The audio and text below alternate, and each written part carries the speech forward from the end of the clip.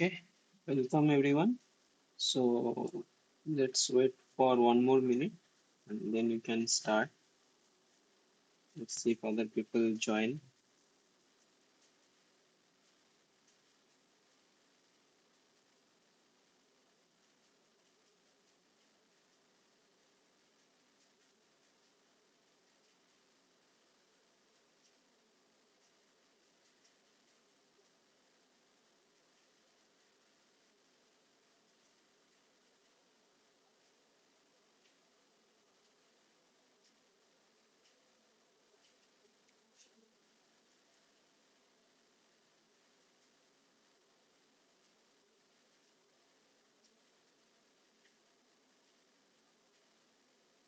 So yeah, I think you can start. So welcome everyone. This is NOC 25W110 NPTEL tutorial on microelectronics devices to circuits. So the course instructor is Professor Sudeb Dasgupta from IIT Roorkee. I am Debashish Nandi from IIT Kanpur. So as you know that this session goes live every week, 7 to 9, every Saturday, right? So these are some of the prerequisites. So I expect that you have gone through the lectures so that you can follow, and others are customary. So yeah, so today we are at week 4. So let's begin. So last week, what we have studied is that we have seen some common emitter uh, large signal models of BJT, then common emitter small signal models and all, right? So this time we'll do what that about some of the BJT circuits. We'll analyze some of the BJT circuits, maybe a little bit on the complex side because most of the conventional problems are tackled by the other TA. So she is going about 30 to 40 problem statement. That's very good. But what we what I plan is to do some of the complex problems, okay, that you might encounter in your GATE exams as well. So yeah, let's begin. So in the question it is stated that in the circuit below, uh, Zener voltage is this. So of this configuration, they mention that the Zener voltage is of 5 volt and beta is 100 and the value of ICQ and VCQ we need to find out, right? So what does ICQ stand for? What does Q stand for? Anyone?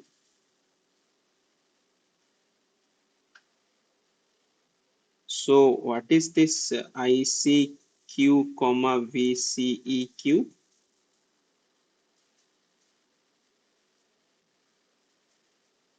These Qs are basically your quiescent point, right? Or the bias point.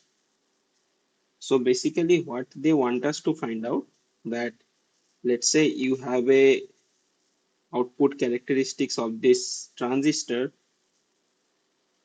So maybe it will be something like this, right? So they want us to find out that at which point,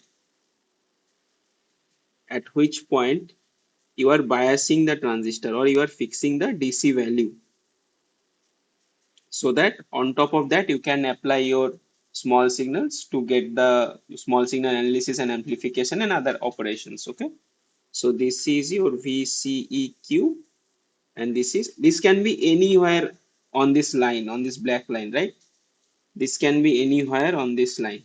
So we need to find out that by DC analysis. So first thing what we are seeing in the question that something Zener voltage is mentioned. Can anyone tell me what is Zener voltage?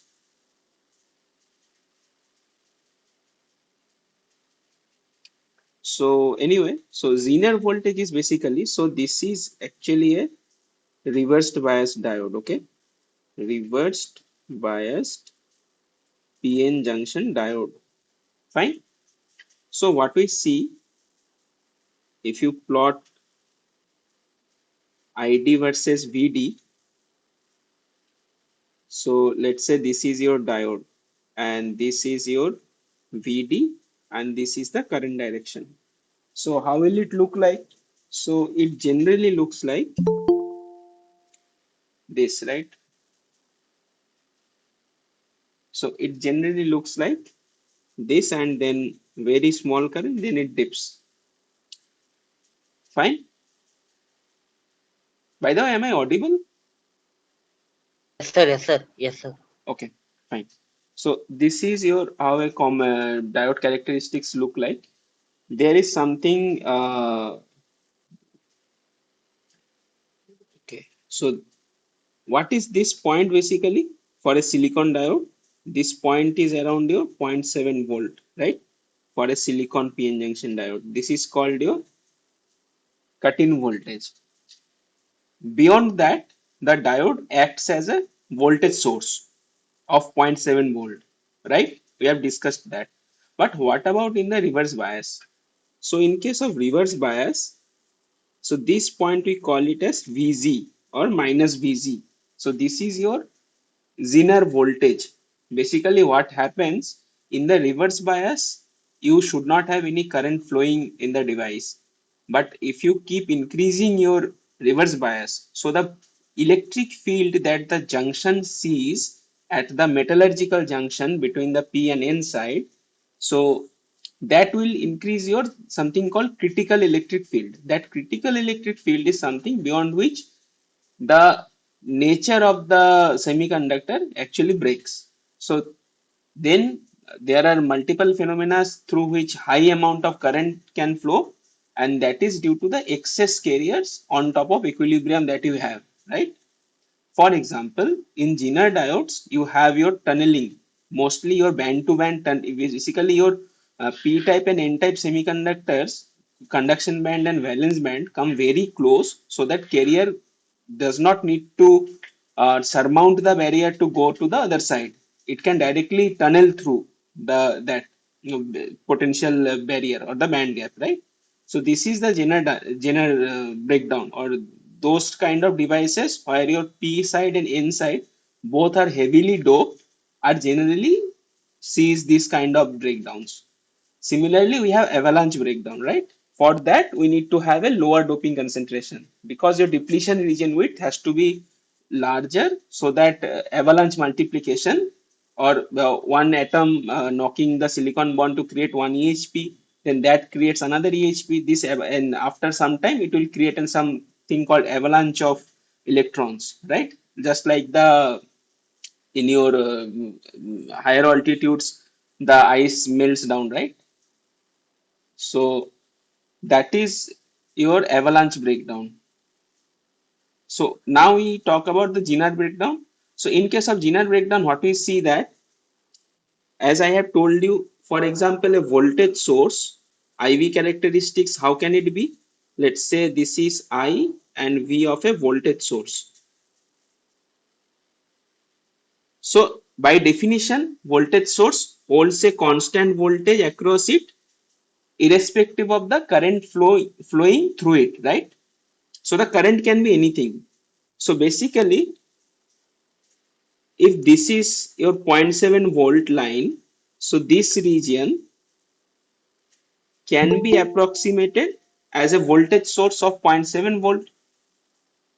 Similarly, in this region, in the reverse bias case, you can consider another voltage source of minus VZ, right? So basically, Zener voltage of 5 volt means Zener voltage basically used as a to fix the voltage between 2 points, or it is used as a voltage source mainly for voltage regulator circuits, right? Uh, so let me just add one more page. Yeah. So this is the purpose of the Zener voltage. So now if I draw the circuit again, so what I see a collector resistance, then I see a transistor, and then I can model this thing as a voltage source. Fine. So this is your zero point 0.5 kilo ohms. This is your 12 volt. So this voltage source, what should be the direction? You see from this, this is VD positive. That means your diode's P side is positive, but my VZ is in the left half of the IV characteristics, right? So that means what? This has to be minus 5 volt, or my P side has to have a lower voltage than the N side. Or in other way around, I can just reverse the polarity and keep it like this. Fine. So now we have to analyze this circuit to find out what is my IC and what is my VCE. So let us first figure out the currents. So this is my IE. Fine. This current is my IB because this is flowing into the base, and this current is my IC. So what is the current through this resistance?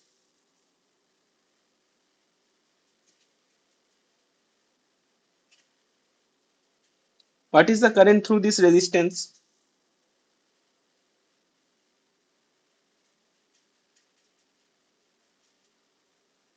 In terms of IB, IC and IE, what is the current through this resistance of 0.5 kilo ohms? So it is basically, if you apply your KCL at this point, it is nothing but your IE, right? So IE is your IC plus IB that we know. Fine. Now what we will do? We will apply KVL in this loop. Fine. So for that we need to assume something. So we assume forward active operation. And why do we do so? Because I see that my VCB, or in other terms my CBJ, is already reversed biased, right? This is my VC, this is my VB, and this point is my VE. So VCB or PN junction at the collector base is already reversed biased, and EBJ I am assuming it to have a forward bias. Okay, then we'll just cross check that whether our assumption is okay or not. So now if I write the KVL, so 12 volt minus IE times of 0.5 kilo ohms minus 5 volt, this one, and then in forward active it also acts as a voltage source of 0.7 volt, so I'll subtract that as well, equal to 0, right? This is the KVL along the red highlighted part. So from this I want to calculate my IE. So IE will be how much? It is nothing but your 12 minus, this is your 5.7 over 0.5 milliampere. So this will be what? 6.3 times 2, that is your 12.6. So now tell me, if you think that IE is having a value of 12.6 ampere, so that is a huge current, right? So I can safely assume that my this approximation is correct. Fine, and this is already given in the question by the mode of feedback. This, by the way, this thing is called feedback. This I discussed last time. Any connection between your input and output in the complete circuitry is called a feedback. We'll discuss about feedback when we discuss about differential amplifiers and all in detail. Okay. So for the time being, now if IE is your fixed, then I can easily find my IB, or I needed to find IC, right? So can I write IC equal to beta by beta plus 1 times IE? This is nothing but alpha, right? So what was my beta? My beta was 100. So it will be 100 over 101 times 12.6 milliampere. So 12.6 times 100, divide 101 gives me 12.47 milliampere. That is my IC or the DC bias point, or we call it ICQ, right? So ICQ is nothing but 12.47 milliampere. Now, can you please unmute and tell me, any one of you, what should be my VCE? So VCEQ is nothing but VCQ minus VEQ. So VE, you have seen that it is already grounded. That is, this node is grounded, right? So this will be 0. And VC is nothing but your 12 minus IE times 0.5 kilo ohms, right? That I have derived from this part. So now if you see, this you know, 12 minus IE is how much? 12.6 times 0.5 million kilo will get cancelled. So it is basically your 6 point, this is your 6.3, right? 6.3 volt. So this will be my 5.7 volts. So your VCEQ is nothing but 5.7 volts. So basically, this is my 5.7 volt, and this fellow IC is my 12.47 milliampere. And this is the point where my device is biased. So that is all there is in this problem. So this B will be my right option. So what was the concept that we have used? We have used the concept of Zener diode, and we have understood the concept of how a voltage source looks like and what a voltage source does, right? So any question in this, or shall I move on?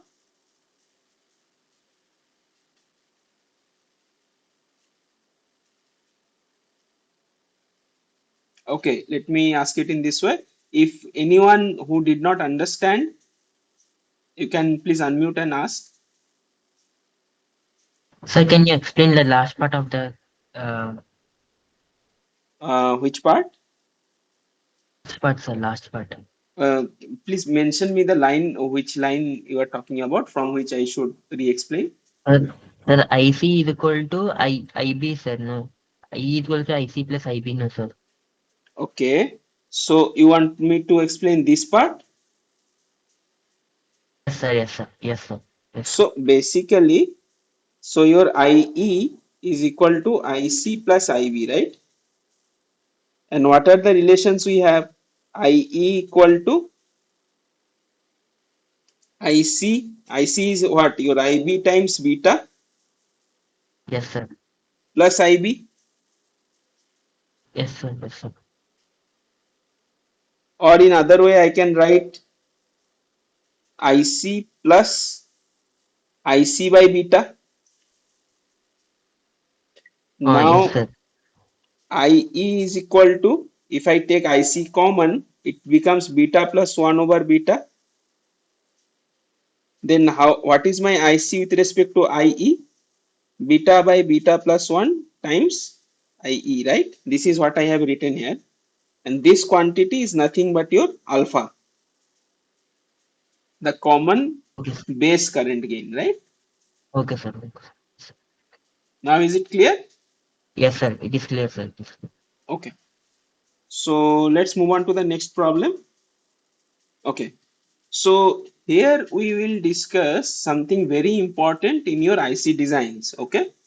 So this kind of circuits or this kind of block is called your current mirrors.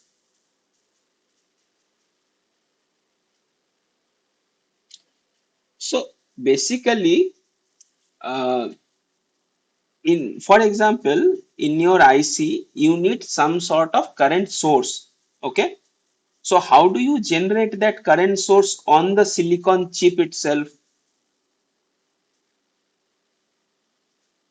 So for example, because this current source is generated using for example, your band gap reference and voltage referencing circuits that are very bulky. So we generally have one your independent current source that may be on chip or off chip. Off chip means out of your that packaged chip, and all the other current sources that are required to bias the other transistors, we generally do it through current, something called current mirror. Okay, and by changing the relation, your matching between the two transistors, we'll see what that is. So we change the level of the currents. For example, I can generate from 1 milliampere current source, I can generate zero point 0.5, zero point 0.6, zero point 0.7, everything. Okay, that depends just on some sort of ratio. For MOSFETs, it directly depends on the W by L or your aspect ratio. In case of BJT, it depends on your beta and how you design your transistors and other parameters. Okay. So in the question, it is mentioned that in the current mirror circuit in the figure below, the transistor parameters are this. So VBE, this means I am already, my emitter base junction is forward biased, right? Beta is 50 and early voltage is infinity. What does early voltage infinity signifies? So let's say this is your VCE, this is your IC. So I have a characteristics like this, and let's say I have same characteristics something like this. So in the red curve, if I extend due to the base width modulation, we have discussed this. So this point is called your early voltage. Okay. Now early voltage infinity means, for example, if I extend this line, so where will be my VA? My VA will be in this case in minus infinity, right? Because it is just a parallel line. Two parallel line intersects each other at what? At infinity, right? Because they never crosses each other, right? So basically this is what your early voltage equal to infinity looks like. Another manifestation of this is your DIC by DVCE is 0 at these points. That means what? Your R out is also infinity. This is your G out, right? Conductance, current by voltage, change of current with respect to change of voltage. And resistance is change of voltage with respect to change of current. Fine. So the early Yes, sir. voltage equal to infinity means your output resistance is equal to infinity. That means your transistor is almost your ideal. Okay. Your BJT is almost ideal. So we'll keep that in mind. And then there is another thing that is mentioned, assume the transistors are matched. What does this mean? So transistors, so let's say this is my Q1, this is Q2, just the names of the transistors. Okay, transistor Q1 and Q2 are matched. That means same dimensions, base width, emitter width, collector width, thickness, area, everything is same doping profile,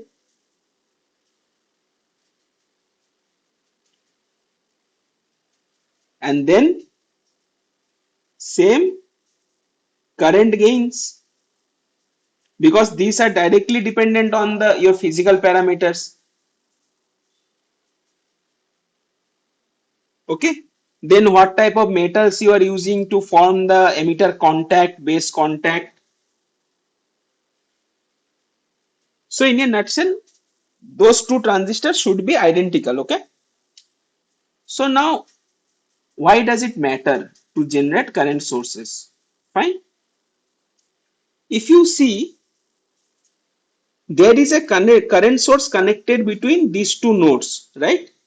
A current source connected between these two nodes. That means what? In this branch, the current flowing is will always be 1 milliampere. Where is that 1 milliampere current going? One portion of the current is going this way, another portion of the current going this way. And this current that is going this way will go in which direction? If I see this node, it will divide into these two base currents, right? Till this everything is okay. Sir.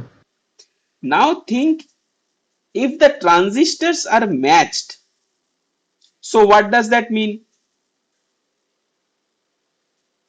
If I draw a vertical line, if I look into this way or if I look into this way, I should see identical input resistance at this point. So this implies that this current and this current will be exactly same. Okay, that is what is meant by transistors being matched. If transistors are matched, then the base currents of these two transistors are same. If these two transistors base currents are same, then what is this current? This current is nothing but 2IB. Fine. Simply by KCL I can find that out. And what about this current? What this current should be?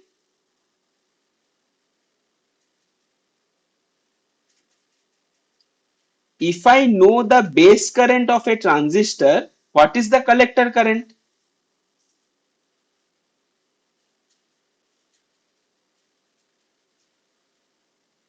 Anyone? If I know IB, Beta times IB. so this is your beta times IB, right? So now I know what current is flowing in this branch and what current is flowing in this branch. So can I write, by looking into this node, 1 milliampere is equal to beta times IB plus 2IB? Simple KCL, right? Yes, sir. It is possible. So if it is 1 milliampere and beta is 50 times IB plus 2 times IB. So what is my IB? IB is my 1 milliampere divided by 52. That is 0.019 milliampere or 19 microampere. So now what I have found out is that I know this current, I know. What I need to find out?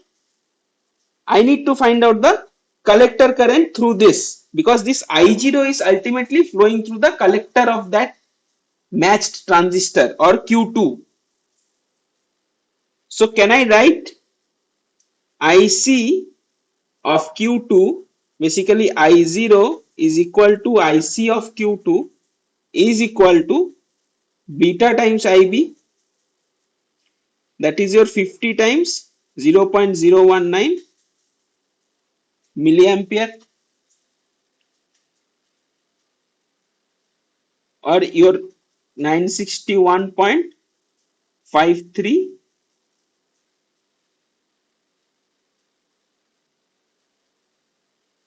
into 10 raised to minus 3 milliampere.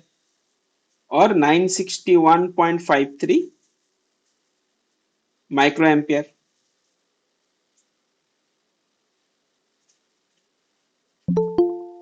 So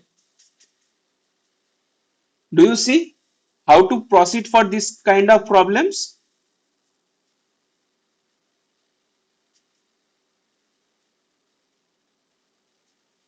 So the key idea is of this problem is that if the transistors are matched, so whenever a current is going into the base node, and if the base nodes of those two transistors are connected, current will be equally divided between the two transistors. Okay, it is ideally speaking that suppose you have a current and it has two paths and two impedances. So if this is I0 and let's say this is Z0 and this is also Z0, so the current in this branch will be I0 by 2 and this branch will be I0 by 2. That is what is meant by the matched transistors. Okay, so you can see that by having one current source I can generate other currents, right? So this configuration is called current mirror. Okay, so these types of problem generally do appear in your gate exams, so be very careful about them. These are very simple problems, very least time consuming problems to solve, but you have to get the concept right. Okay, so any questions on this?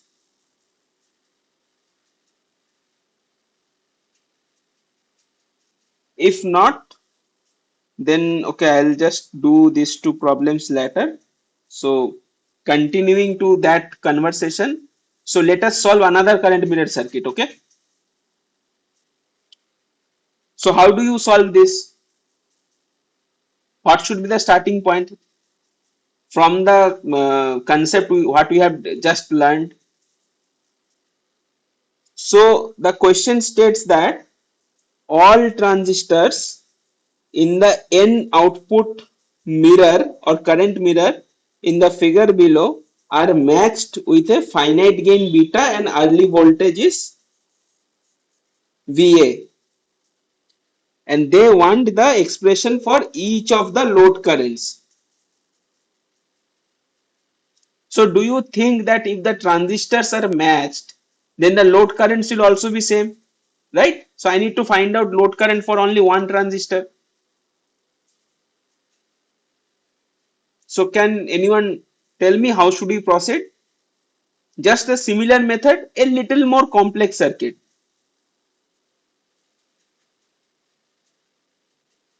If you have understood the previous problem, then it should be easy.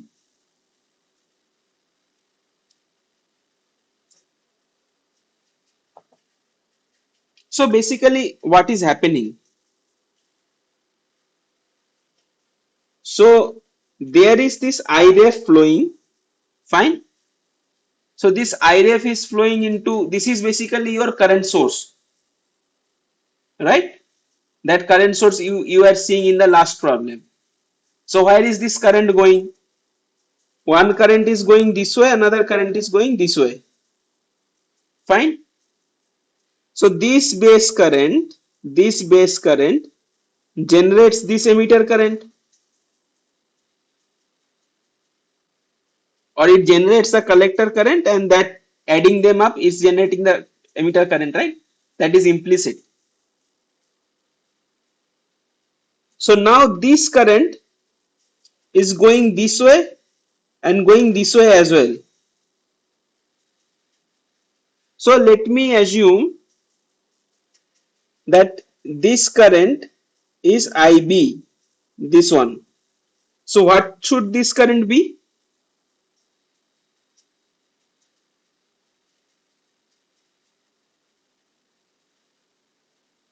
Anyone?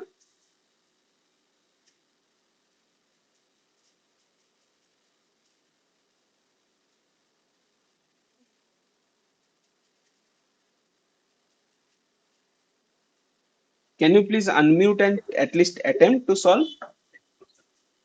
That is also IB. That is not Yes. IB, right? That is IB for one transistor. See carefully that there are n parallel paths, right? IB by N. IB by N. How can it be IB by n? It's N number of transistors are connected in parallel. So basically, this is one resistance and there are other resistances, right? So let's say this is 1, 2 and this is n. So let's say I0 is coming this way. And let me quantify that this is your IB. So what this current will be? And this all Sir, are, but let's say, 1 ohm.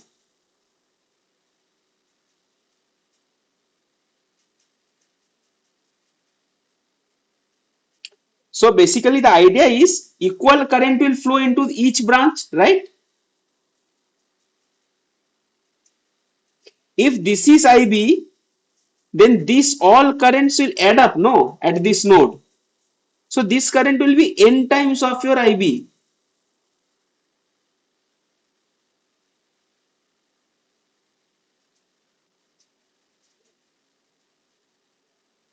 Is it clear? Yes, yes. Others, any doubt in that?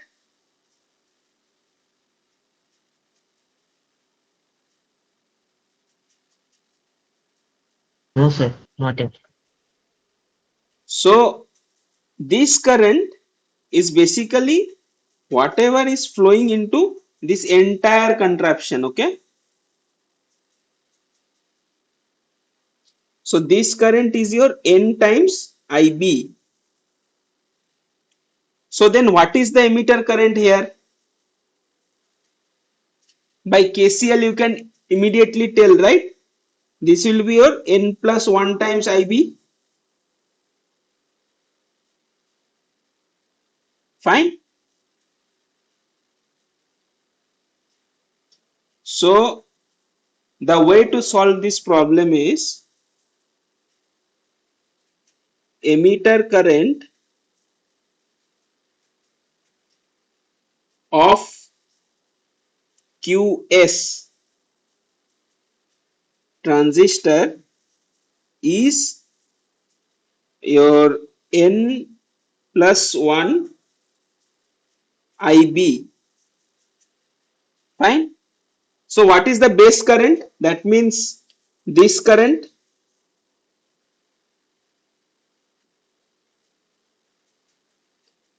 base current of QS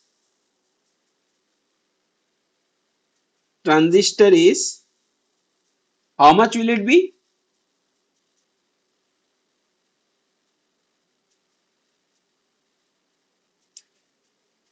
It will be nothing but n plus 1 times IB, that is your IE, divide by beta plus 1, isn't it? IE equal to IC plus IB for a transistor. So IE equal to beta IB plus IB. So if you know your emitter current, so your base current will be IE times beta plus 1. Okay. So this is the base current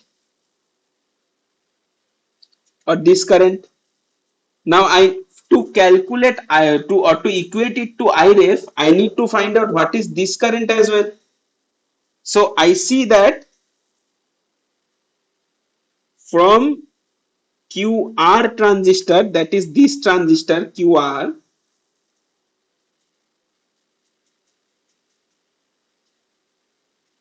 I know base current is IB, right? The base current of this transistor flowing into this branch is IB. Now what will be the collector current?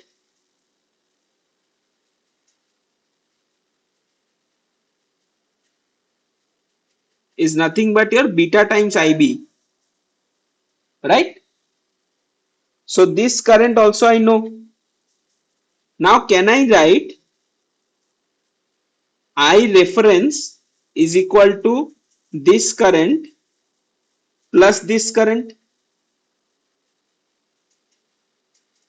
So that is your beta times IB plus N plus 1 over beta plus 1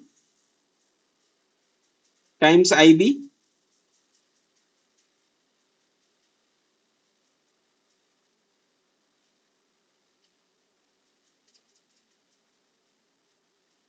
Is that okay?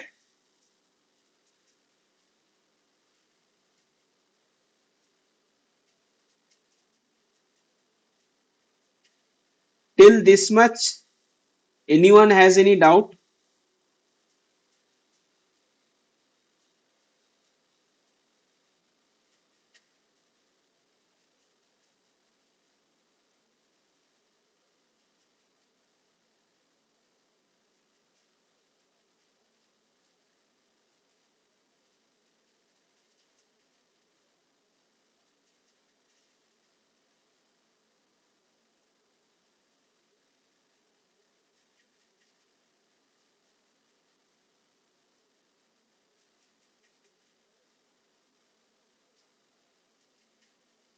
So let me just reiterate again.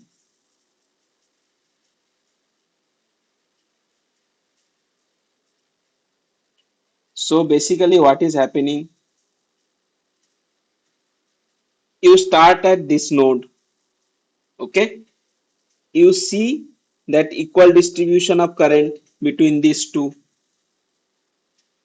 Equal distribution of current among the n plus 1 transistors. N transistors this way, Q1, Q2 till Qn, and there is another transistor. So if I assume this current to be IB, so this current has to be N times IB. And these two current has to be equal to the current flowing into the node. That is your N plus 1 times IB. If your emitter current is this, then your base current is N plus 1 by 1 plus beta times IB. Fine. And if your base current of this QR transistor is this, so collector current will be your beta times IB.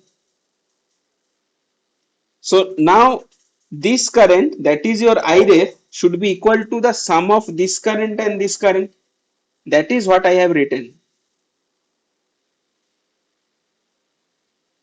Is it okay? Sir, once sir, can you zoom it, sir? Can you zoom it? Sorry, Can you zoom it, sir? Can you zoom on? Okay.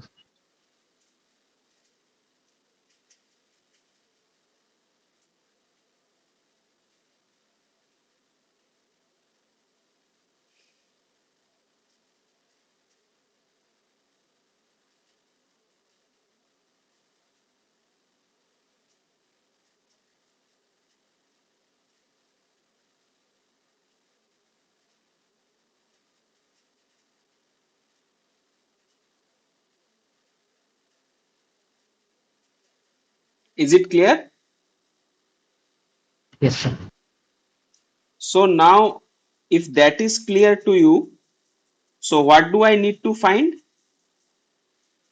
I need to find,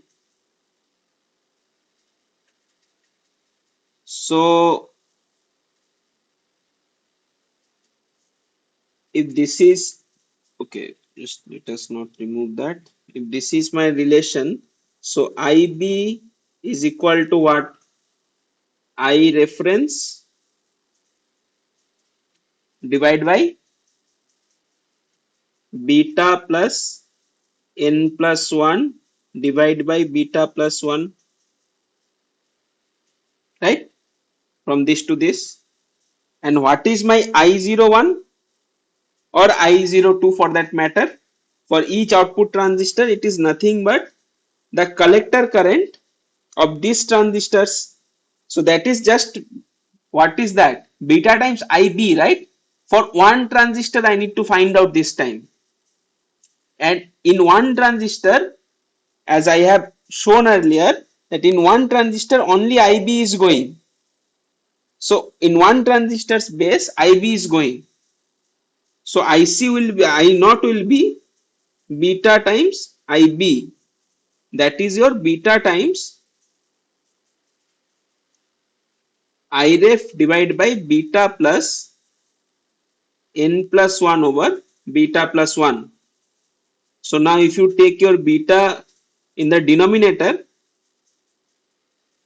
so it becomes 1 plus n plus 1 divided by beta times beta plus 1. That is your I naught,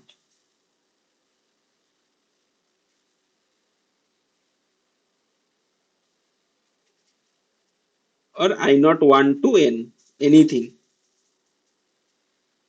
1, 2, in all the branches you will have the same current because the transistors are matched, right? So we have the correct option as A. So now are you confident that you will be able to tackle this kind of problem in your exams? So do practice more problems on your current mirror circuits. Okay. And this, believe me, this is one of the simplest and scoring problems you will get in the exam. You just need to understand what matching means, and you need to essentially find out the symmetry node.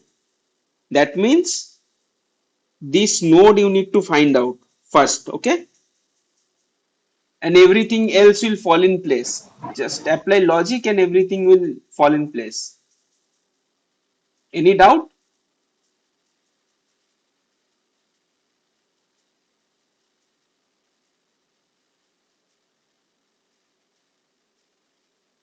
If it is clear, so let's do the other problems. So it is mentioned that consider the circuit in the figure below. The transistor parameters are given as this and this. We know what? We know that. So this is given and this is given. We need to find out the hybrid pi parameter values GM, R pi and R naught. Fine. So from the given data, what can I directly write? If my VA is Uh, infinity, so my Sir, I R have naught one will be, question. yeah. The thing is that today my suddenly I got busy in some work. So as some rituals are there, that's why, sir. One thing I am asking that whether this recording is available. That means These if I got miss some, recordings are available in this link, okay? all recordings are available, right? All recordings are available. Acha, acha. Okay, thank you, sir. So there is a very good question that my one of my professors taught me, that he also used to record his sessions, okay, and post it on YouTube and so on, so on. So why to attend classes when you have already the recordings? Sir, actually, the No, no, today I'm not. some. No, no, it is not for you. It is just Acha, acha, okay, in the general thing that I also okay. got humbled by him once because I asked him the same question that sir, it is already in the YouTube, so why should I come to class? So he told me that in the discussions we do in the class, right? Yes, From sir. that Yes. you learn the most, not from by Yes. studying it on your own. Yes. Yes. That is true. So it is not particularly for you, it is for all of you. So whoever is Yes. attending or whoever will be watching, so take part into discussions, you will be able to learn more. Okay. Yes. Yes. Yes. Yes. Okay. So moving back to the problem, that if my early voltage is infinity, I have seen from the last problem we have discussed that my R out, I can directly write it as R naught is infinity, right? Because of this, the slope will be infinity. And the physics of this, the base width modulation, we have discussed in detail in previous sessions. So now we need to construct the hybrid pi model first. So construct the hybrid pi model. So I have also touched upon the large signal hybrid pi model last time and how it is derived. Fine. So hybrid pi models are generally used for common emitter circuits because it is easier to represent that. So I have, let's say this is my base, this is my emitter, and this is my collector. Okay. So I want to construct the model. So what should be the first step? Now understand that this is a small signal model. So ideally I should do it with capacitances as well. But the frequencies for, okay, just let me start with the base emitter, then we'll see what I wanted to tell you. So this is my NPN transistor, right? So from base to emitter, there is a diode. Emitter is grounded, right? And I had a controlled current source between my C to E. If this current flowing through this is my IB, then I had this to be beta IB. And let's say after that I have this resistance 250 kilo ohms, and then I have my source, and after C, this is my C. So after C I have this resistance, this is my 4 kilo ohms, and for example I had here 2 volt as well, and here 5 volt. Fine. This is the large signal equivalent of the hybrid pi model, or to draw it in a proper pi format. So what I'll do, I'll just draw a diode here.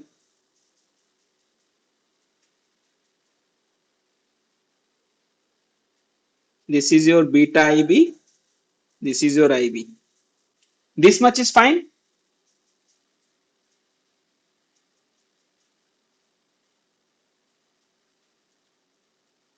Everyone, Yes, sir. Okay, sir. if this is fine to you, then we will start implementing the small signals. Okay. For example, let us start with the diode. Okay, no, let us start with, first let us start with the DC sources. What is the small signal model for the DC source?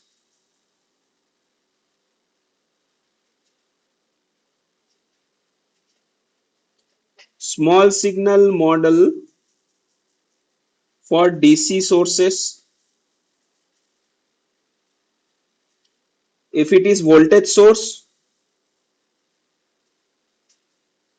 it will be short circuited. If it is current source, it will be open circuited. Right? Why? For example, let's say this is your Vs and there was your 2 volt, right? So what does, let's say Vs is equal to A sine omega t, or time varying. Fine.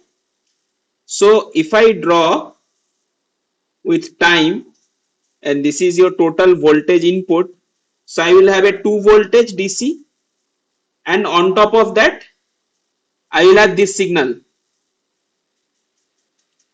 Okay. Now when I consider about my small signal, it does not matter if I consider this waveform at this level as well. Because with time, what is varying? With time, only this magnitude is varying between this to this. The DC value does not change.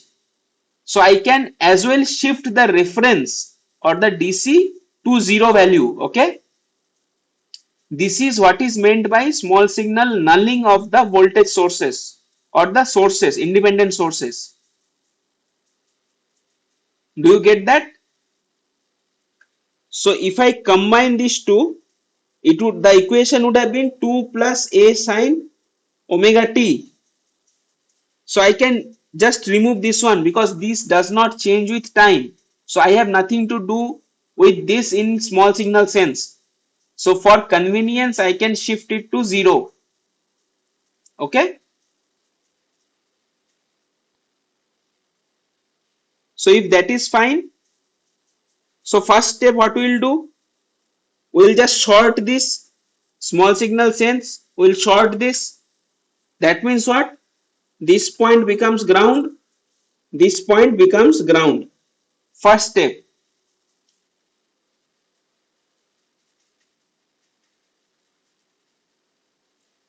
Then in the second step, let us target the diode. So this diode is forward biased, right? What is the small signal model of a forward biased diode?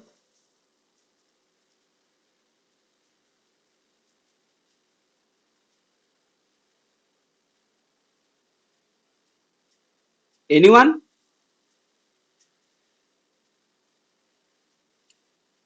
What is the small signal model of a forward biased diode? It is nothing but a resistance in parallel to a capacitance in forward bias. In reverse bias, it is mostly a capacitance. Okay. Now listen to me carefully. If I am assuming, so there are two paths, right? This is R and this is X of C. What is X of C? 1 by j omega C. Fine. Now if omega or F, omega is 2 pi F, is small, then what is X of C? Large or small?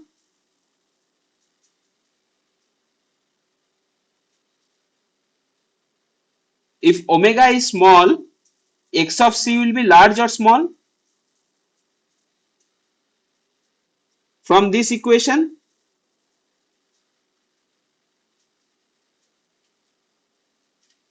anyone? Large. So if X of C is large, I can as well assume it to be open circuit. Okay? Because if my resistance is large, that means I can assume it to be open circuit, or in this case I should better use the term impedance. If the impedance is large, current will not flow through that branch. So I will just ignore this for low frequency small signal analysis. So for low frequency small signal analysis, my diode becomes a resistance in forward bias, and in reverse bias it becomes as a open circuit. Okay. So if that is so, I will just replace this diode with its small signal equivalent, that is the resistance. Let us call this resistance as R of pi, and the voltage across this, let us call this as V of pi. This can be any voltage between the, it is the voltage between base and emitter. Okay. Fine. Now what is Yes, the sir. circuit that we have? So if I just,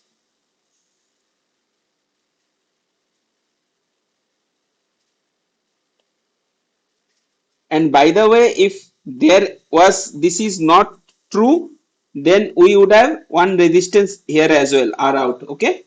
So this is not present in our question because R out is infinity. We have found that earlier.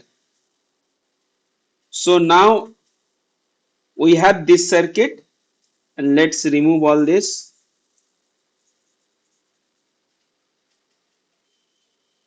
So I have this grounded, this grounded. So, and what is the current flowing through this? Remains IB. Fine. So V pi divided by R pi is equal to IB. And by definition, if this is the input voltage, so this will be my GM times V pi.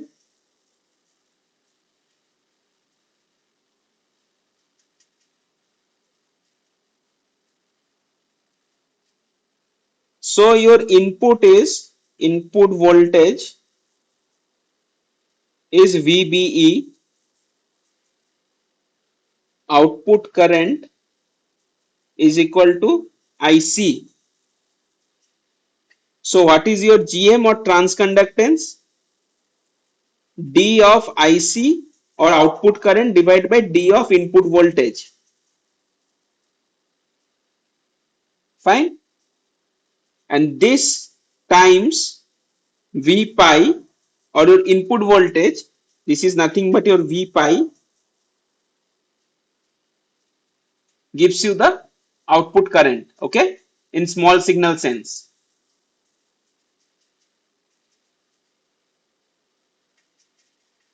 Or in other way, you can think it in this way that your GM is basically DIC by dV pi. So if IC is a linear function of V pi, then DIC by dV pi is equal to IC by V pi. Do you agree with the statement? Sir, can you explain once more? So if your IC, so basically what is happening in the background? So this is your VBE and this is your IC. So how the curve looks like? It is something like this, right? Now let's Yes, say sir. I have fixed a bias point and my small signal variation is between these 2 points. So my output will be swinging between these 2 points only. So let's say it is your quiescent point, this is your lowest point, this is your highest point. So between this region only, your output current will change. Now can I assume this to be, if this is your, can I assume this to be linear or straight line for a very small region?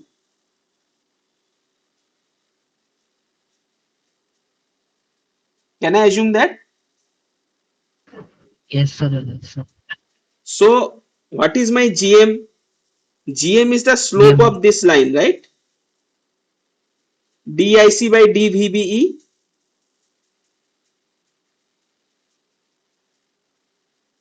So if this is IC and this variation is V pi, so can I write it directly VC by V pi?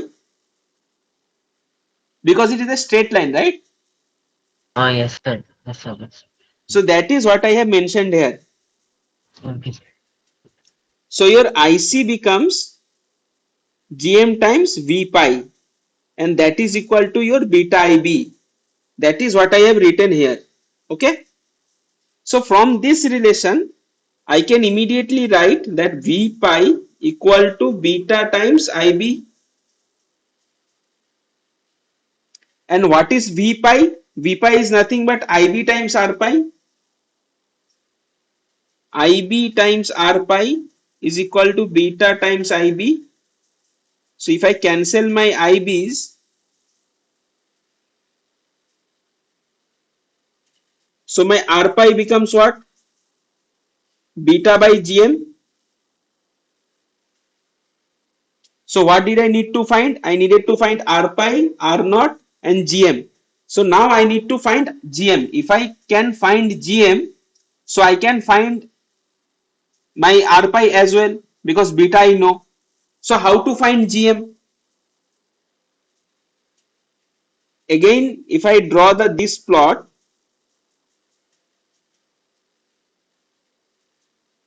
this is my IC, this is my VBE. So GM is basically transconductance or transfer conductance. So the y-axis always has to be output current and x-axis always has to be input voltage, input to output transfer of conductance, GM.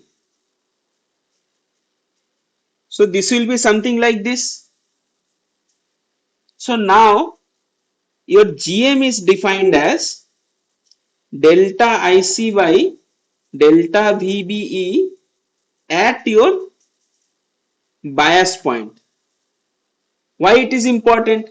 Because, for example, at this point and at this point, are GM same? GM is not same, right? Because my curve is non-linear. So the slope is not constant. It also changes with VBE. So that is why we need to find the bias point to find the, so this I need to find the small signal parameter GM. Because if I change my bias or my VBE, if I go in this direction, my GM changes. Fine. So now I need to do the DC analysis of the circuit. That is what it means.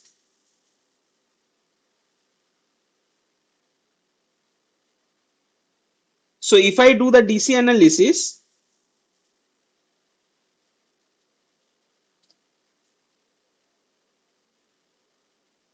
so for DC analysis, what I will do? I will just ignore my small signal. Small signal does not matter in my DC analysis, right? So if I look at this branch now, so what do I find? 2 volt minus, this is my IBQ. IBQ, Q stands for quiescent point or the bias point, times 250 kilo ohms minus, there will be a voltage drop of 0.7 volt equal to 0. So my IBQ is 1.3 divide 250, that is 5.2 into 10 raised to minus 3 milliampere.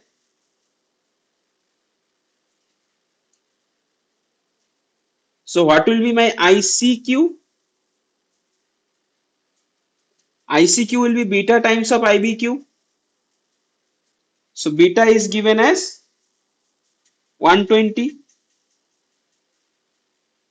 So this times 120 gives me 0.624 milliampere. So basically what it is telling, that this point is 0.624 milliampere. Okay, and this voltage is around your 0.7 volt. We can calculate that, but we do not need that. We'll see why. So also I know my IC is equal to I naught times e to the power VBE over VT. VT is your thermal voltage, KT by Q. So what will be my GM? Del IC by del VBE is nothing but my IC divided by VT.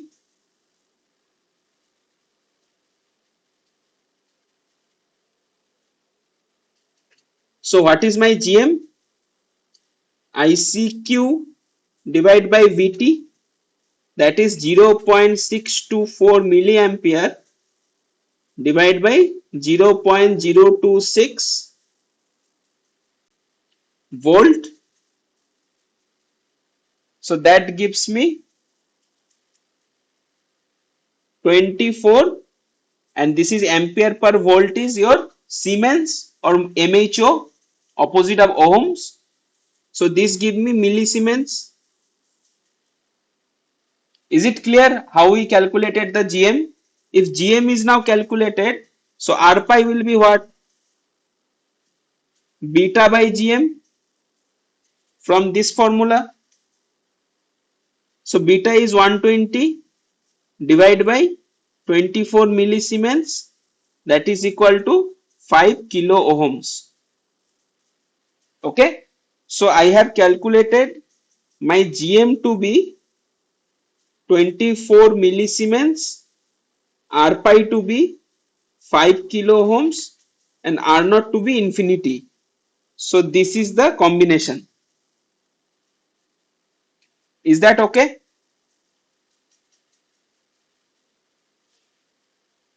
Or do you have any question?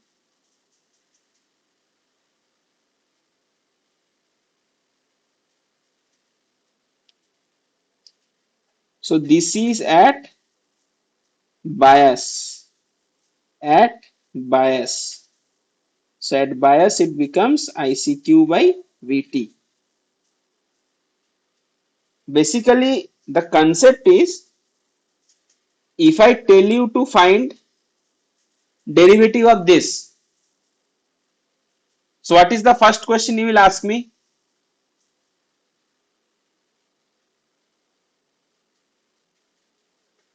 Tell me the value of dy by dx. If I ask you this, what question should you tell me? Or should you ask me? Anyone?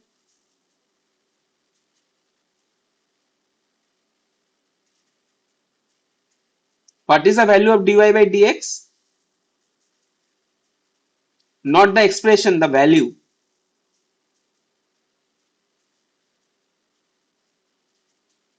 It is changing, right? So at this every point it is changing. So you need to tell me, so you need to ask me that at what point I should calculate, because the slope is changing. So if I give you this point, you can immediately tell me yes, the slope is 0 because there is a local minima. So that is what is happening in case of nonlinear characteristics as well. So to find out GM, as GM is the derivative of a nonlinear curve, this is nonlinear curve. So we need to specify the bias point at which we need to find out the GM. Now is it clear?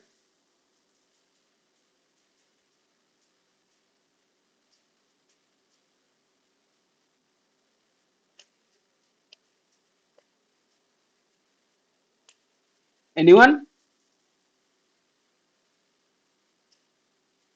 Okay, I assume you have understood this problem. So let's move on to the next problem.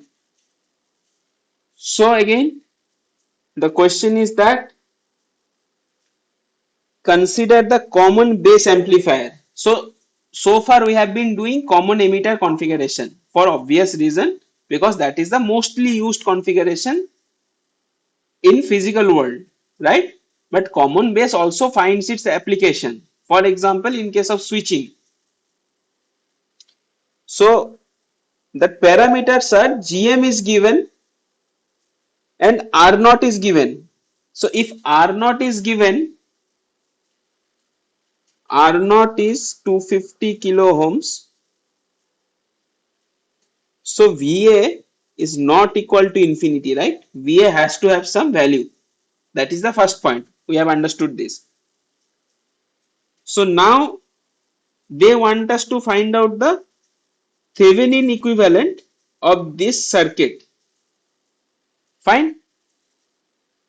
And it is the symbol. If this is only given, this is a DC source. If this is only given, This is a sinusoidal small signal source.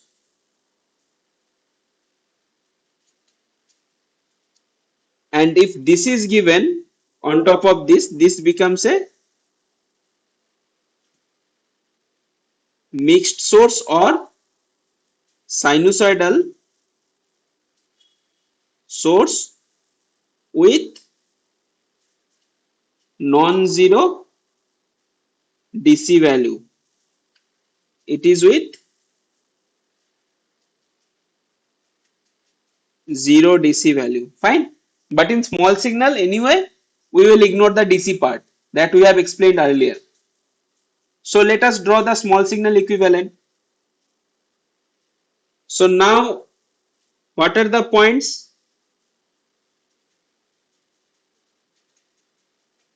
So this will be my emitter, this will be my base, this will be my collector. Okay, first step is this one. Now I need to draw the small signal equivalent. So obviously between emitter and base, there will be R pi, and for emitter and collector,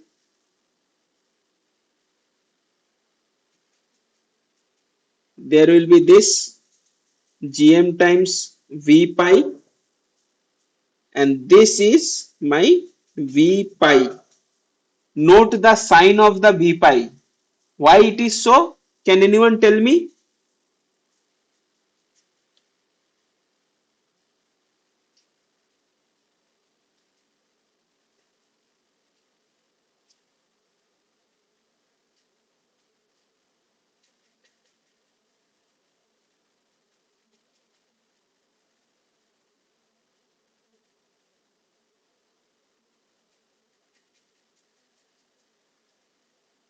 Can anyone tell me why the V pi sign is the opposite? In earlier case, we have shown the V pi sign to be positive here, negative here, right?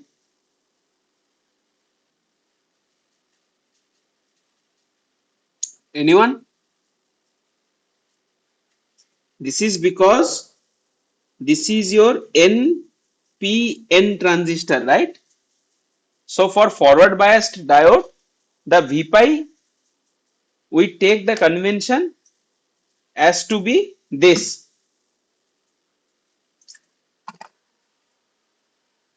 If that is not the case, I could have easily taken this to be minus. Then I needed to take minus GM V pi. Fine. So it is just a convention, and this is because it is an NPN transistor. Okay. So now we have got the small signal equivalent in our hand. Now we need to calculate. So now what is the question? Question is that this is the plane. You look into this and Theveninize the circuit.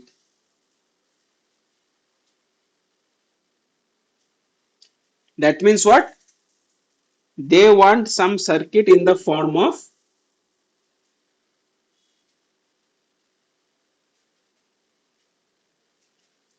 this is your RL, this is your RTH, this is your VTH, and this is the plane. So we need to find out what? We need to find out VTH and RTH. Fine.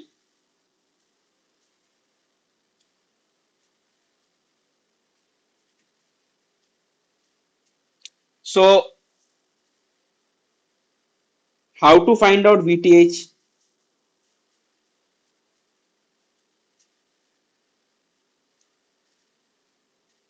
By the way, we have missed also another thing.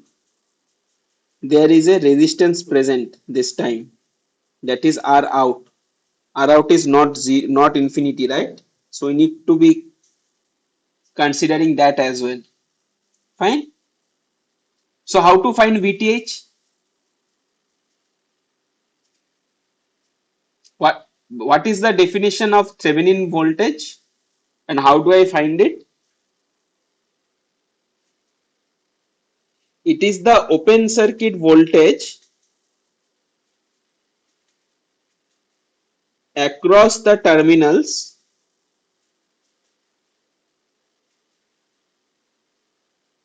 looking into it, right?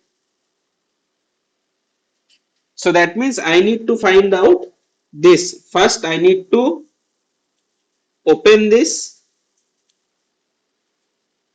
and then I need to find out the voltage at this node.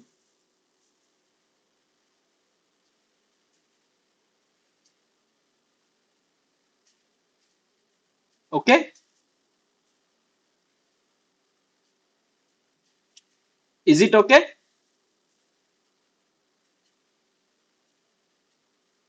So what is the starting point?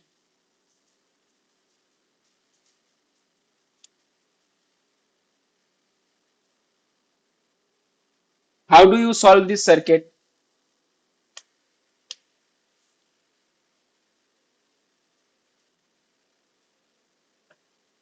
So look very carefully to this region. Okay? This region. From resistance, we have to start from, sir. Sorry? From resistance, we have to start from the point. No, that is the point I wanted to make. Whenever you see some sort of circuits which is not familiar to you, first understand what are the terminal conditions, okay? So that you can simplify your circuit. For example, if I just take this much of the circuit and redraw it,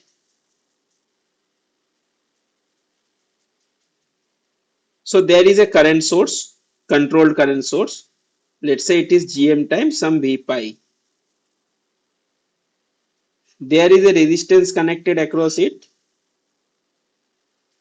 R naught, and this end it is open.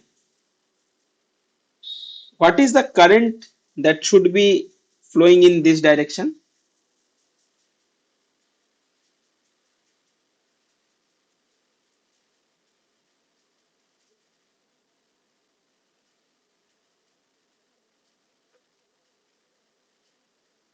Anyone? So what is the current in this branch? First tell me that. What is the current in this branch?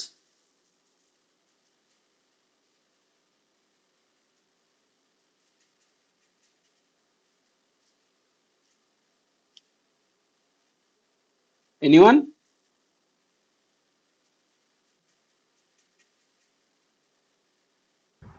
Zero. So what is the current in this branch?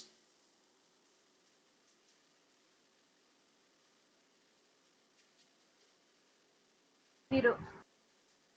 So if this branch is zero, the current in this branch is zero, can I assume it to be open circuit?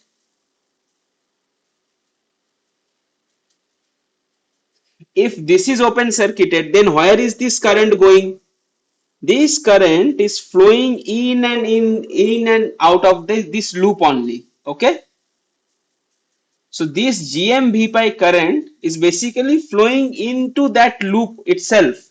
It is not, there is no current coming into the circuit, no current going out of the circuit. So I can simply analyze,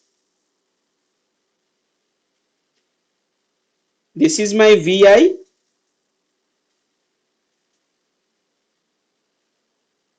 this is R pi, this is V pi,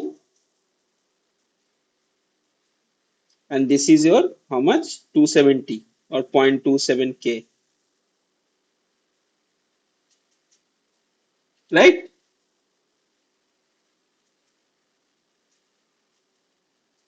From this circuit, so this was my VTH, right?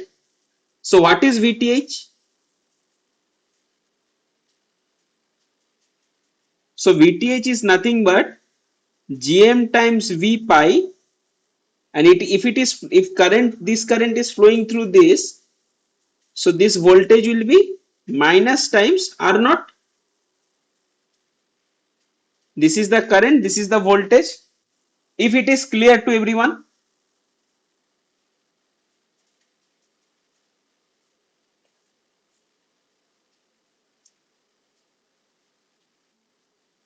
Is this clear? Yes, sir. So if this is clear to you, then what I need to find out? GM I know, R naught I know, I need to find out V pi only. What is V pi? V pi is at this point. So this is my V pi. So I can easily find out my V pi with respect to your this, right? V pi with respect to my VI. So in this circuit, my V pi is nothing but, for example, VI plus V pi divided by 0.27 plus R pi, okay? 0.27 plus R pi. This is the current flowing into this times R pi, that is the voltage across this, and a minus sign will give me the potential at this point. Okay,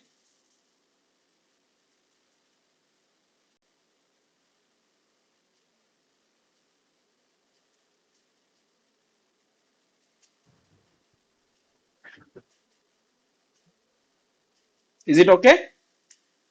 Yes, sir. Yes, sir. So if it is okay, so what do I need to find out? R pi is nothing but your beta over gm. So okay, beta is not given, so I forgot to include. So beta is your 100. Okay, so if your beta is 100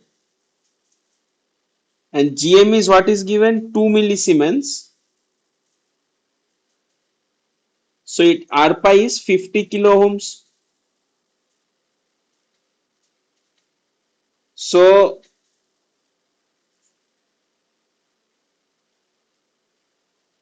your V pi, if you calculate,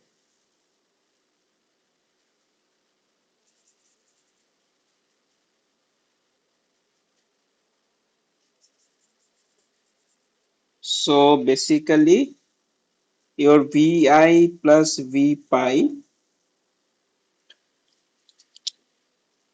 divide by 0.27, this is this current, is equal to this current, right? Minus V pi over R pi. R pi is your 50K. So your Vi is equal to minus V pi over 1 over 2.7 K plus 1 over 50K. So if you calculate, your V pi will come out to be minus 0.99 times of Vi. Now if you put it into here, so your VTH or Thevenin voltage will be minus what is GM V pi, GM R naught. GM is given as your how much? 2 millisiemens, right? 2 millisiemens and 250 kilo ohm. 2 into 250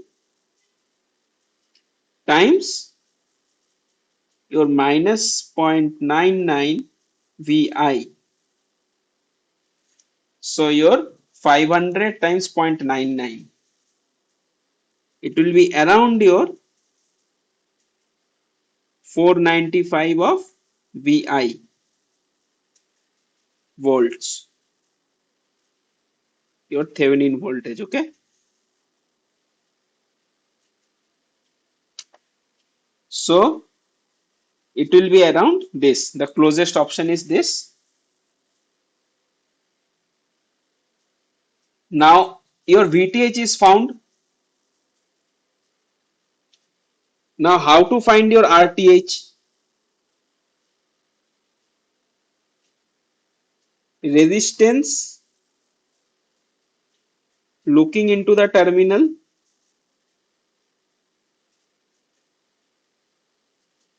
with independent sources nulled.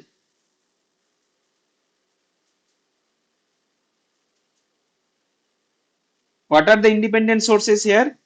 This one is independent sources, so we'll null this. So then what my circuit becomes? Then my circuit becomes,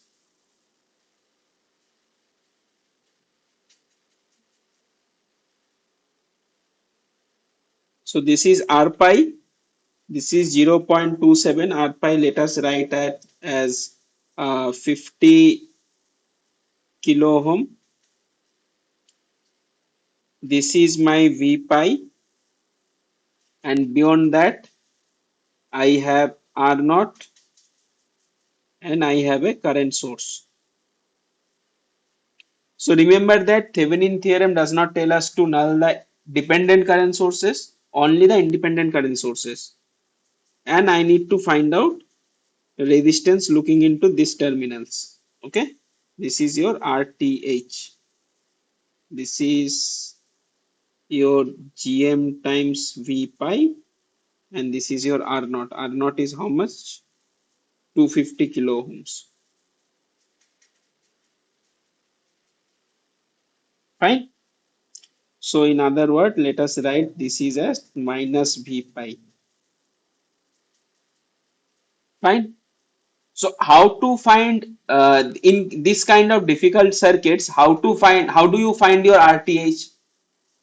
RTH is generally found by connecting a test voltage V test and calculating the I test, and your RTH will be just V test divided by I test. Okay, so now you need to have a relation where you can get your V test and I test, right? So this I test is flowing. So I test okay, I test is flowing in this branch. So I test will also be flowing in this branch.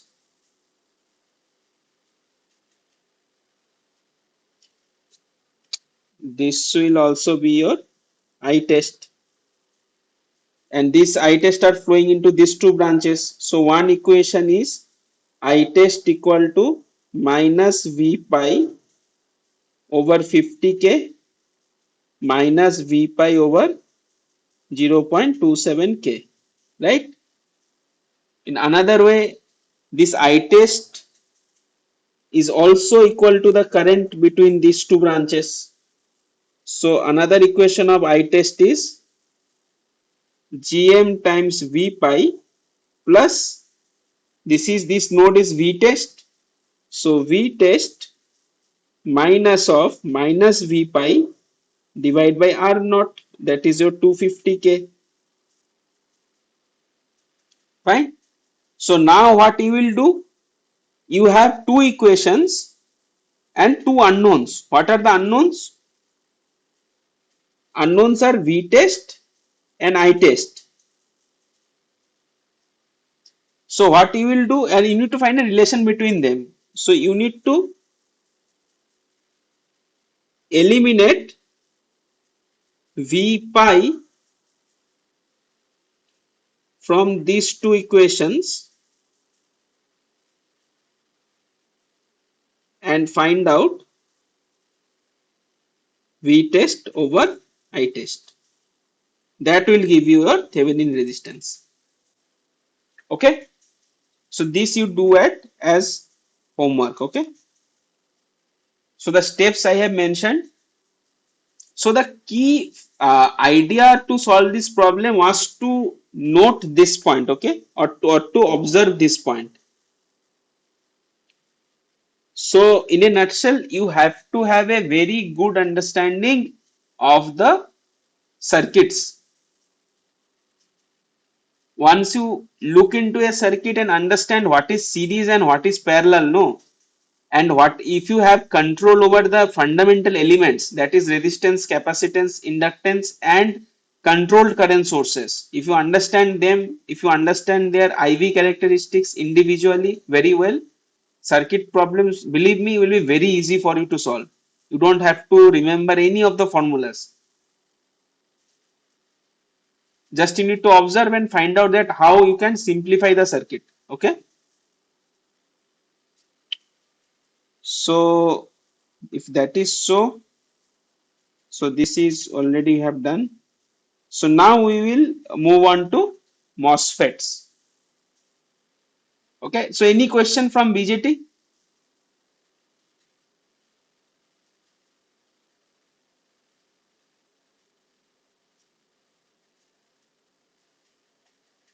Okay, so if there is No, sir. no question, so the question asks that the gate oxide thickness in the MOS capacitor is.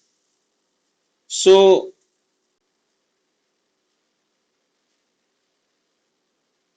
this is a MOSFET, right? N plus, let's say this is P. There you have the oxide, and there you have your metal gate. So it is gate, it is drain, it is source, it is body. So what is MOS capacitor basically? MOS capacitor is basically this region.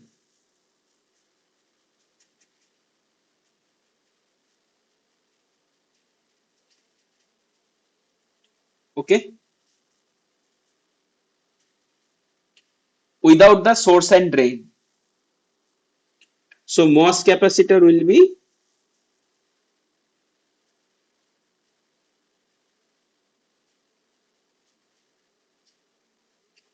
let's say this is your oxide, this is your semiconductor P type silicon, and this is your gate, metal gate. So you have only two terminals, body and gate. Fine. And this is actually a 3D structure.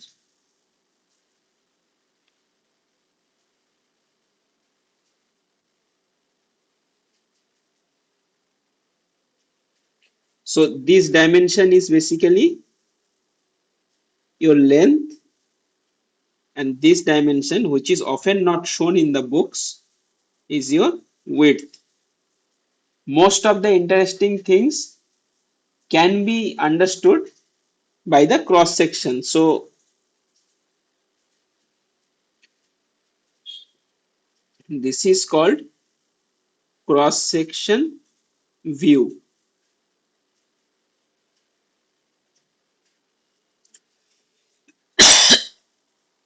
or civil engineering term, it is elevation.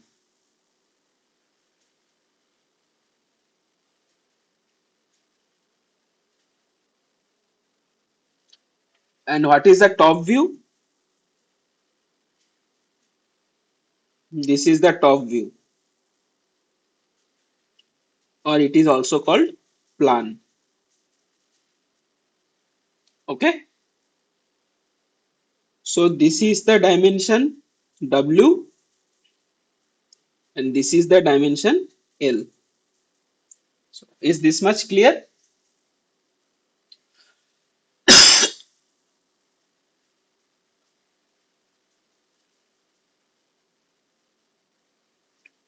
So top view is when you look it from this side, and front view is when you look it from this side, or the cross section.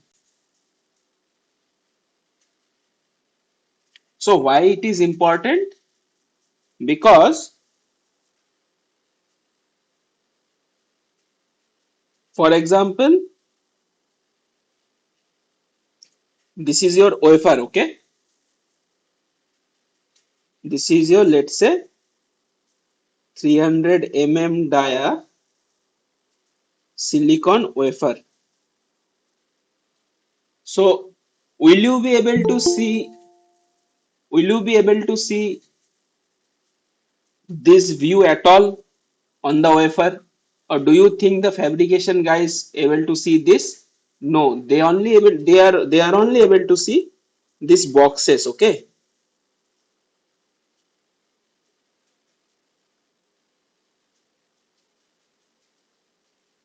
there will be this multiple billions of numbers of boxes. That is the plan view of this. So you have to be careful about what you are looking at and why it is important. Okay, we often hear about the term that density in the chip will be higher for if we do our short channel devices, my packing density in the wafer will be higher, yield will be higher, right? So the idea is basically for a 300 dia, how more number of transistors you can pack, and you have a relation of your ID, for example mu n by 2 W by L C ox dash VGS minus VTH whole square. Okay, we'll see what this is. So you can see that W you cannot compromise, otherwise your current level will drop for a certain voltage level. So you generally, as time goes went on, so people reduced this length. Okay, and that added some other difficulties in understanding the semiconductor device physics and fabricating them to get better performance. But this is the idea. So you have to be careful about what we are doing, cross section view or top view. Okay. So let's say, take three cases.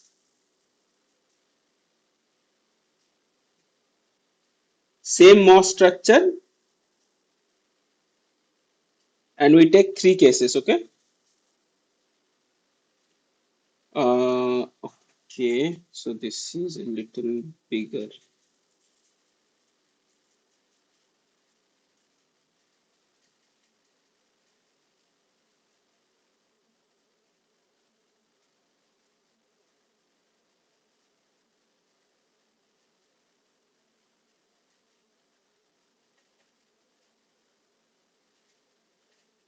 Okay. So let us take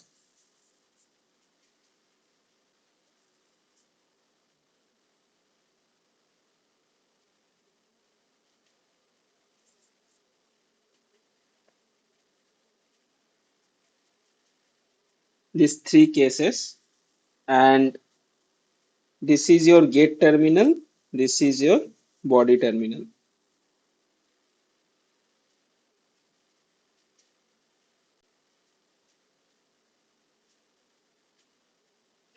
So for now, let us assume that body is grounded,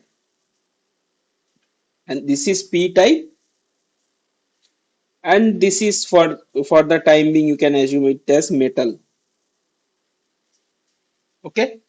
Now think Vg less than 0. So what will happen? Negative charges will be at this plate, right? So how does a field line uh, goes from a negative charge? Electric field lines. If I take a unit free negative charge, so all electric lines or electric field lines will try to collapse it from all direction, right? It is a free unit negative charge, for example. Now let us think that in a system, for example, in a device or in a physical system, it we are having by some means some negative charges. So electric field lines will try to terminate at that. Without electric field, there will be no charges, right? So that electric field has to generate from somewhere within the device from some positive charges. So what are the options we have? Because SiO2 or this is oxide, oxide is insulator. Ideal insulators are charge free, right? No polarization charges we are considering at the moment. So these positive charges from where the electric field lines will generate has to come from the p type substrate, right? So basically at this p type there will be positive charges induced. So where from these positive charges are arriving? Remember that p type substrate has majority holes, right? So holes can easily be attracted towards this particular plane is called the interface of SiO2 and silicon. Okay. So this is where the magic happens in case of MOSFET. Fine. So now what we can see, I can consider this as a parallel plate capacitor,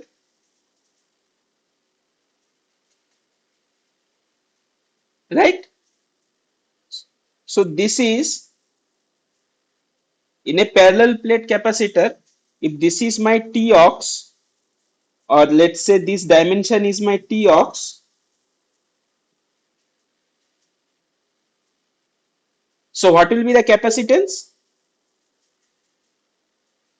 Parallel plate capacitance, oxide permittivity divided by the oxide thickness or Tox times the area of the plate. And what is the area of the plate? We have seen it. The area is L cross W. This is L, this is W. So times WL. Fine. So at negative voltage, I have a parallel plate capacitor, one parallel plate capacitor, whose dielectric is the semiconductor oxide, that is the silicon dioxide. So if this is the case, so this value I know will be equal to Cox. This is called Cox, or the oxide capacitance, and this value will be epsilon ox by Tox times WL equal to this 7 picofarad. Okay. Now what happens when my Vg is greater than 0, or I am at this region,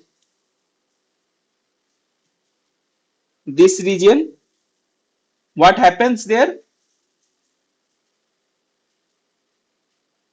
Basically, when you apply a positive gate voltage,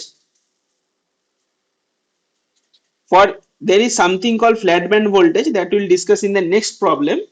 So for example, we assume this is to be 0. There is a disclaimer, okay? But what is flat band we will discuss in the next problem. So there will be positive charges in the metal. Again, a positive charge.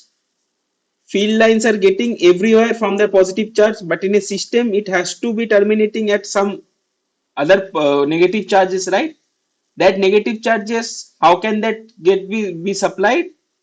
Remember, in a p-type semiconductor, what are the negative charges available?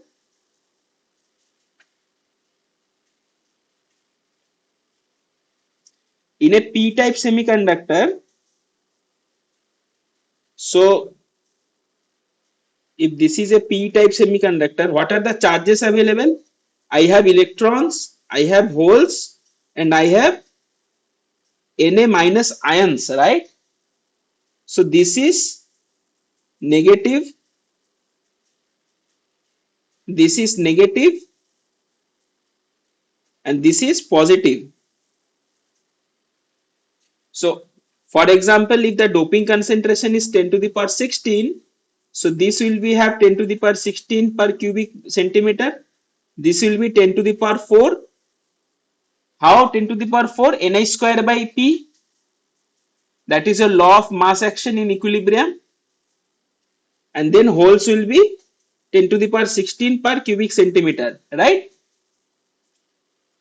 Now, let's say my temperature is at room temperature.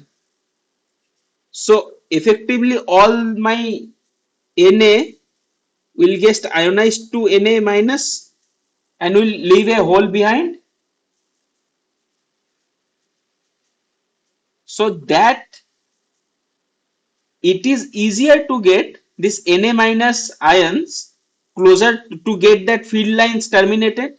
What I mean is that this Na minus ions will then be very close to the interface to sustain the electric fields.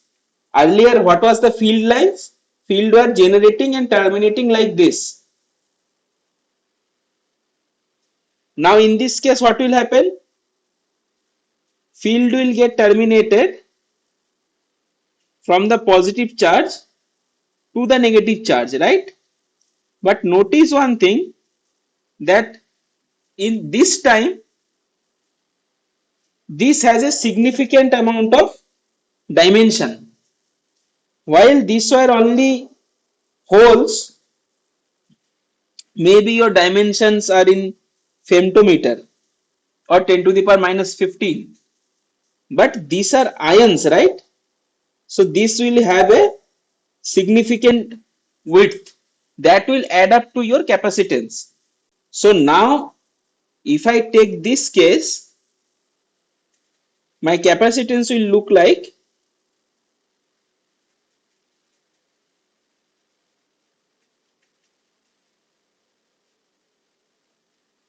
so this will be my gate and this is body, this will be my T-aux, but there is another layer, that is W depletion, that will add up to the capacitance. So this is basically now your C-aux in series with, let's call it C depletion. And why it is called depleted? Because in this region, holes, this region is getting depleted of the majority carriers or holes. There is no holes present in this case. This is kind of a space charge that you see in the depletion region of a PN junction. And this is your C-aux. So when capacitance are in series, is the capacitance, does the capacitance increase or decrease?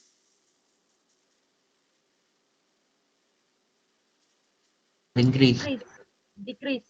Decrease, right? Resistance in Yes, sir, series decrease. increases, so capacitance decreases. Now you see why this capacitance is getting decreased at your positive VG. Okay, so this is how the MOSCAP CB looks like. And now let's say you are applying very high VG very high. So what will happen? There you have your positive charges, too much positive charges now because VG is high. You already had your these ions. Along with that, you will start to have negative electrons as well. Negative electrons means the minority carriers of the electrons will also start to be there, appear at the interface. So in this case, how the electric field lines will terminate? So most of the electric field lines will again terminate to the electrons.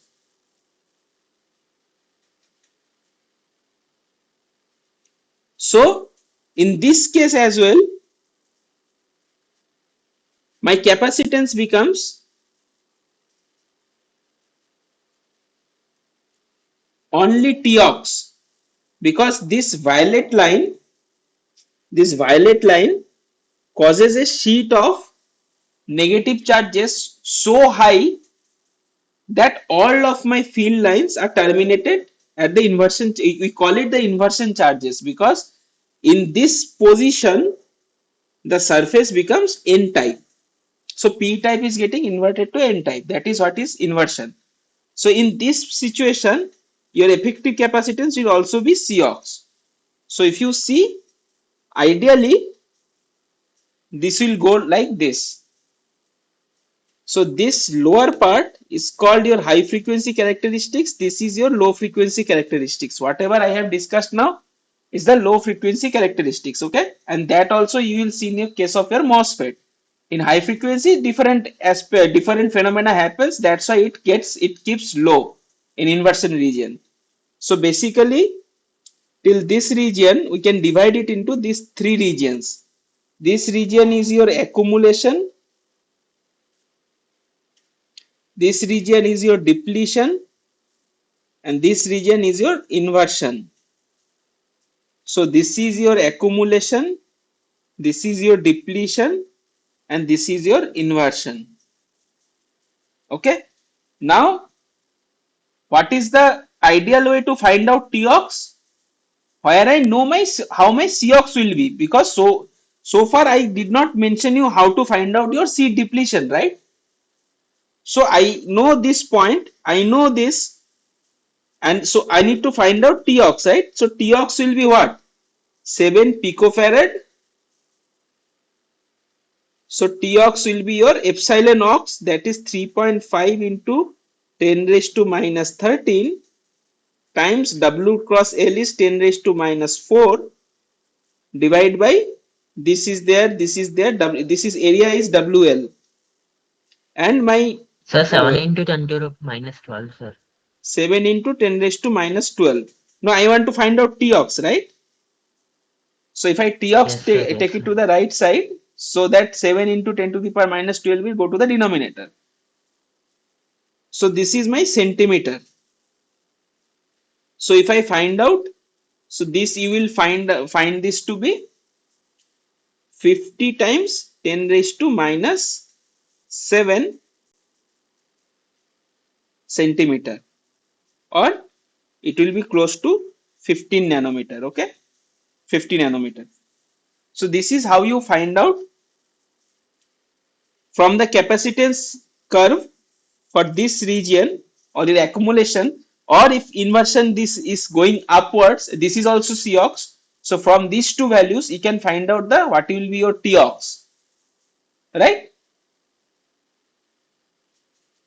So this is the very first step, very first step to parameter extraction. We will talk about these things in upcoming lectures. Okay. So now I just gave you an idea how in 3D the MOS structure looks like and what we mean by reducing the W and L, because you need to be in your head, it should be very clear what is cross section, what is plan, or what is top view, what is cross section, and you have to understand what are the three regions of operation. Okay. Next class we will discuss a little bit about flat band voltage, followed by mobility and threshold voltages, and so on. Okay, we build upon MOS structures, and then we will directly go to the MOS circuits. Okay, and then the digital part will start, or maybe after 2 weeks. Okay, so any question in this?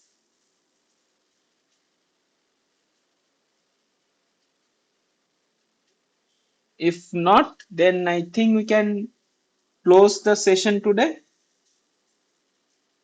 I'll post the videos in case anyone wishes to see. Okay, so good night.